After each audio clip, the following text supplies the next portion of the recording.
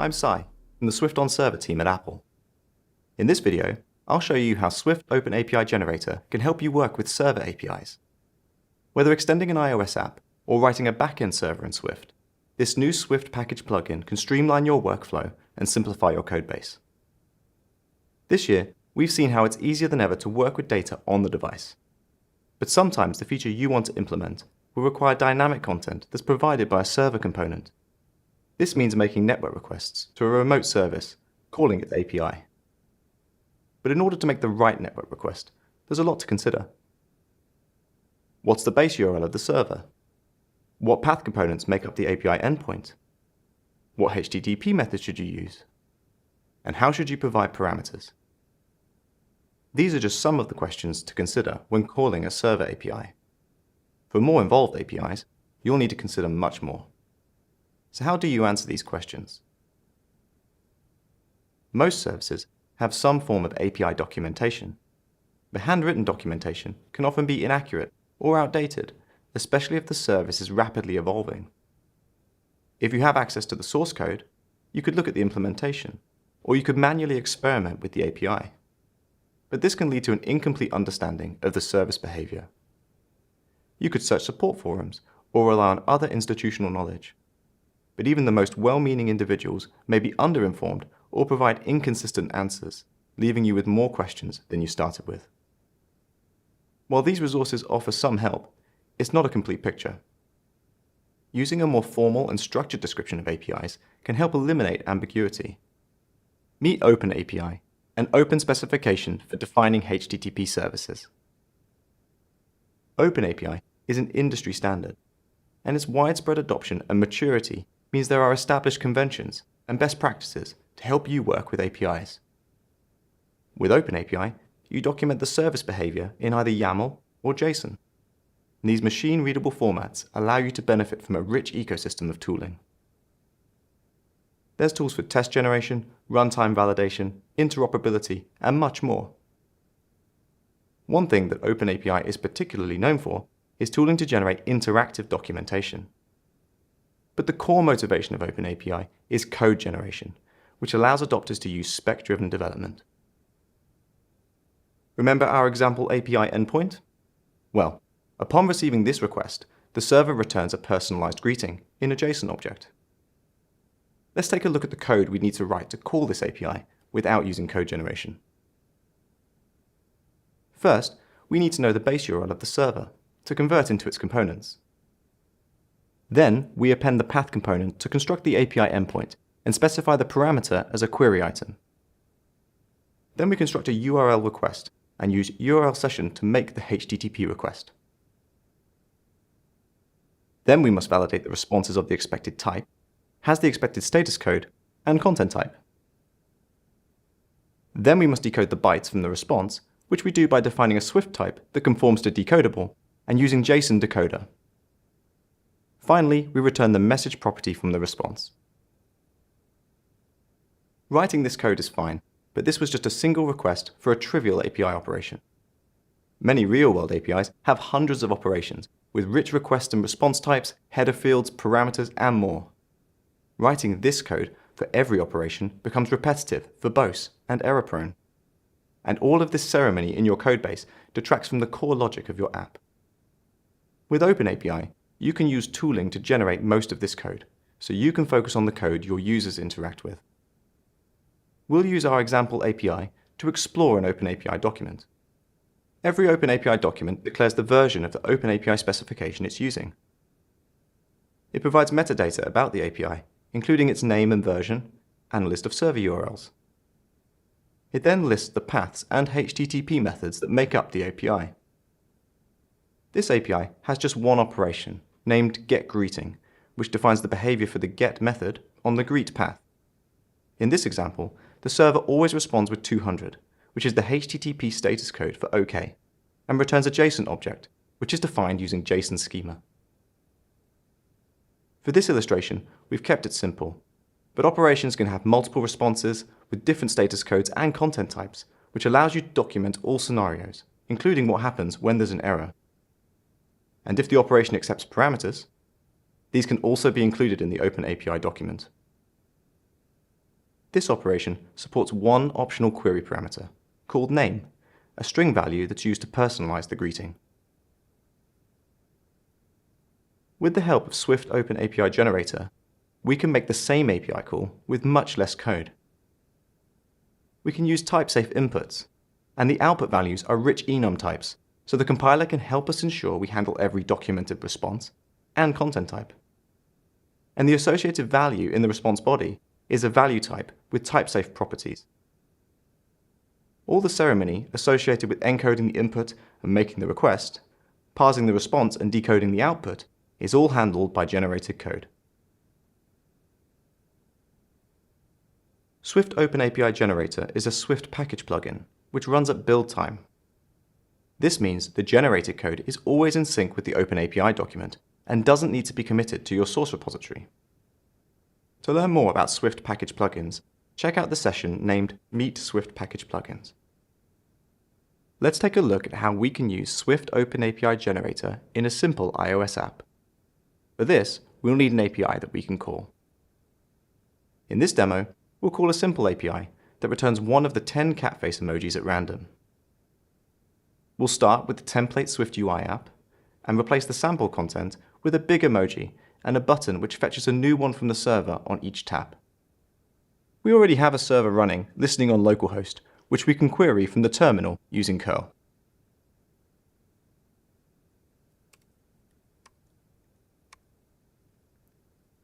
There's no denying that this is a great API, but what makes it even better is that it's defined using OpenAPI. Let's use a very different kind of cat to show the OpenAPI document for this service. This API has a single operation named getEmoji, which we'll call from our app to update the UI. To get started, we'll switch over to Xcode. This sample iOS app has a basic UI defined using Swift UI, which we can see in the Xcode preview. In the next few minutes, we'll replace the UI components with dynamic content, which we'll fetch from the server, and we'll use Swift OpenAPI Generator to simplify the code we have to write by hand to make the API calls. We'll start by adding the required package dependencies to our project. Then we'll configure our target to use the plugin for code generation, and add the OpenAPI document and plugin config file to our target source directory. Once the project is configured, we'll replace the UI components, and use the generated client type to make the API calls to the server. To configure your app to use Swift OpenAPI Generator, navigate to the project editor, select the Package Dependencies tab, and click to add a new dependency. For this demo, we're using a local package collection, but you can find the package URLs in the session notes. First, we'll add a dependency on Swift OpenAPI Generator, which provides the package plugin.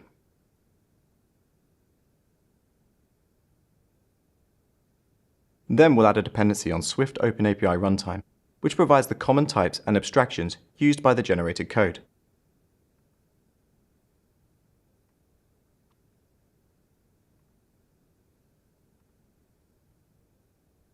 And because the generated code isn't tied to any specific HTTP client library, we need to choose an integration package for the library we'd like to use. We're building an iOS app, so we'll use the URL session package, but check out the documentation for other examples and how to write your own. With the dependencies in place, we can configure the target to use the OpenAPI Generator plugin. In Target Settings, select Build Phases and expand the section named Run Build Tool Plugins. Click to add a new plugin and select OpenAPI Generator from the list. The plugin expects two input files in your target source directory, the OpenAPI document and a plugin config file, which I'll add to the project now.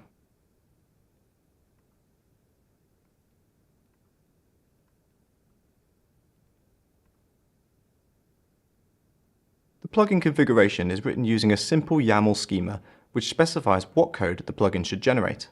In this case, we'll generate types, which are the reusable types derived from the OpenAPI document, and we'll also generate the client code, which can be used to make API calls with any HTTP client. We'll switch back to content-view.swift, which will recompile our project, so the generated code is ready to use in our app.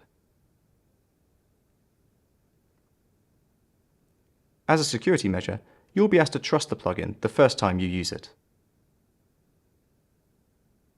Now we've recompiled the project, we can replace the UI components and use the generated client type to make API calls to the server and update the view. We'll start by adding a new state property to the view for our emoji and initialize it with a placeholder value. Then, we'll replace the globe image with a text view containing the emoji, replace the Hello World message with a button, and set the button style for our view.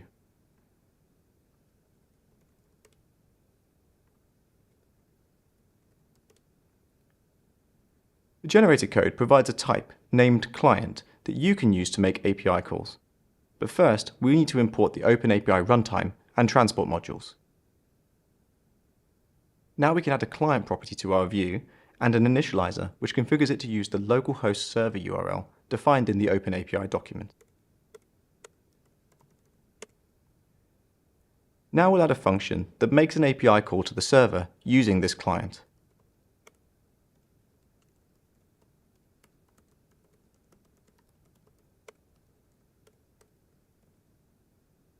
That's all the code we need to write by hand to make the API request.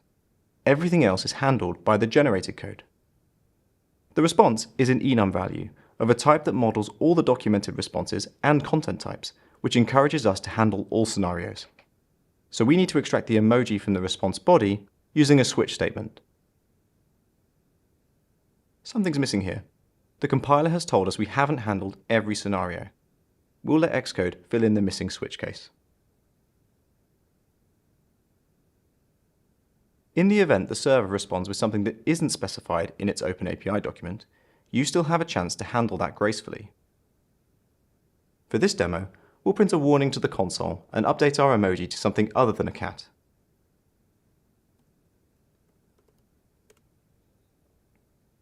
Now we can call this function when our button is tapped. And we can use our button to fetch a new cat emoji and update our UI. As new features are added to the server, its API will evolve, and if the server is documented using OpenAPI, then Swift OpenAPI Generator makes it simple to use these new features from your app. Let's walk through an example of how to update the app as the OpenAPI document evolves. When it comes to emojis, more is more, so we've extended the service API to take a new optional query parameter, count, which can be used to fetch multiple emojis. We'll extend our app with another button that fetches 3 cats instead of 1. First, we'll add a parameter to the OpenAPI document. And once we recompile the project, the parameter will be available to use in the app. Then we'll create a new button that makes an API call using this parameter. We'll start by adding the new parameter to the OpenAPI document.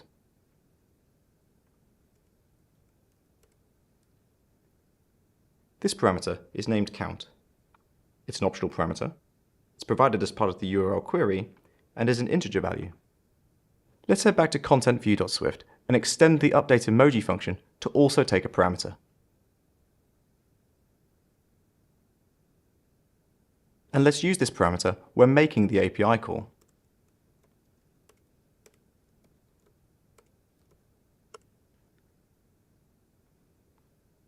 We'll duplicate the button and change the label to more cats. When this button is tapped, we'll call the same function, but this time with a count of 3.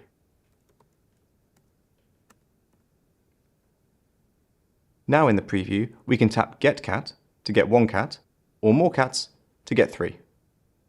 All this time, we've been making requests to a real server, which isn't always practical or desirable, especially during development.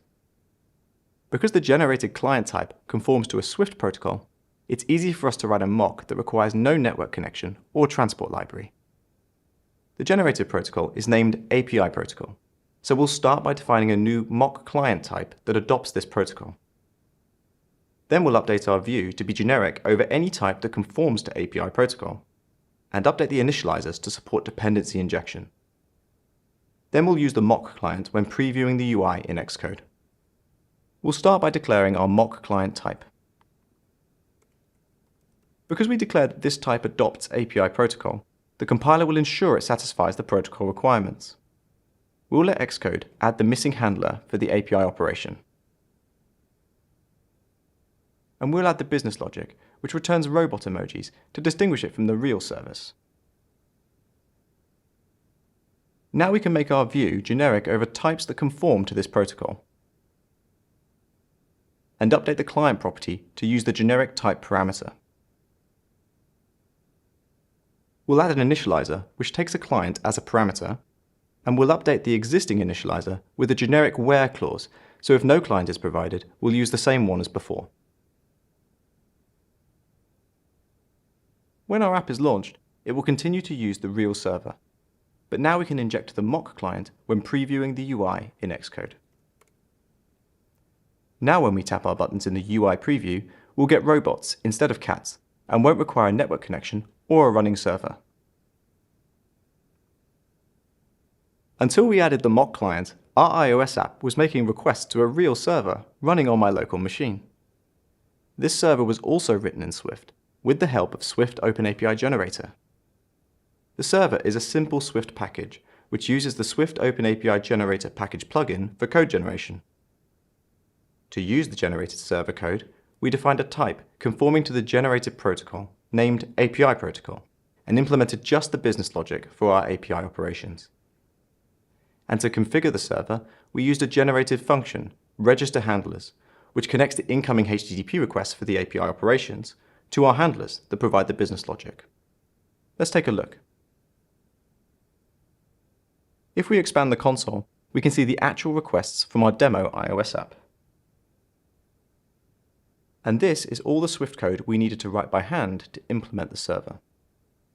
Instead of using OpenAPI to just document this service, we started with the OpenAPI document and used Swift OpenAPI Generator to simplify writing a server that implements the API specification. We've defined a type that conforms to the generated API protocol and provides just the business logic for our API operations. And we used a generated function to register its methods with the HTTP server for the API endpoints. In this demo, we're using Vapor, an open source web framework for Swift, but the generated code can be used with any web framework that provides an integration package for Swift OpenAPI Generator. Check out the documentation for other options and how you can write your own. In our main function, we create a new Vapor application, which we use to create an OpenAPI transport. Then we create an instance of our handler type and use the generated register handlers function to set up the routing within the HTTP server for each of our API operations, which we'd otherwise have to do manually. Finally, we run the Vapor app in the same way as if we had manually configured it. Swift is a great language for server development, and if you'd like to learn more about writing back-end services in Swift, check out the session named Use Xcode for Server-Side Development. Let's take a look at how the package is configured to use Swift OpenAPI Generator. The server is implemented as a Swift package and is defined using a package.swift file. This package has a single executable target called cat service, which makes use of the Swift OpenAPI Generator plugin. The generated server code depends on common types and abstractions from the runtime library and can be used with any web framework that provides an integration package. So this target has dependencies on Swift OpenAPI Runtime, Swift OpenAPI Vapor, and Vapor itself. In the target source directory, we added the OpenAPI document, which is the same one we used in our demo iOS app, and the plugin config file. For this target, we're generating the types and the server stubs. Let's see how spec-driven development can make it simpler to add new features to this service. Cat emojis are great, but lots of evidence suggests that the internet was primarily built for the exchange of cat videos, so we'll add that feature to our server. With spec-driven development, adding a new API operation requires just two steps. First, we add the new operation to the OpenAPI document. Then, because the generated protocol now has a new function requirement, the compiler will insist we define a method on our handler and implement the business logic. Before we start, we'll need a cat video, which I've added to the resources folder for our target.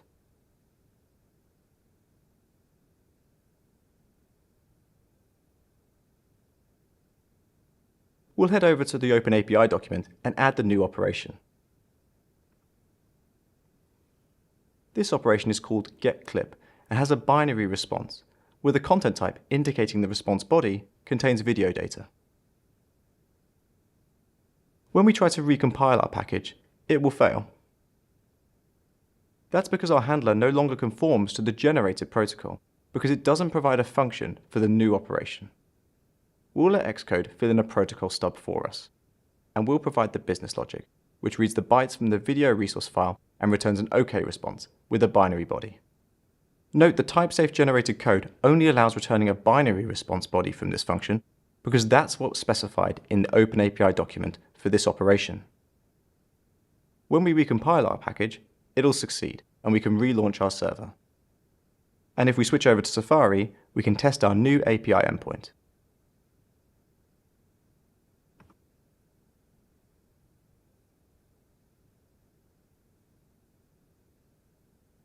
So we've seen how documenting services using OpenAPI can help eliminate ambiguity and enable spec-driven development. We've shown how Swift OpenAPI Generator can simplify working with server APIs in your iOS app. Finally, we've seen how Swift's language features and the growing Swift on Server ecosystem make it a great choice for implementing backend services. And that's why Swift OpenAPI Generator is open source and available on GitHub, where you can learn more and even contribute to the project as it continues to grow. Thanks for watching this session. That's all from me, Al.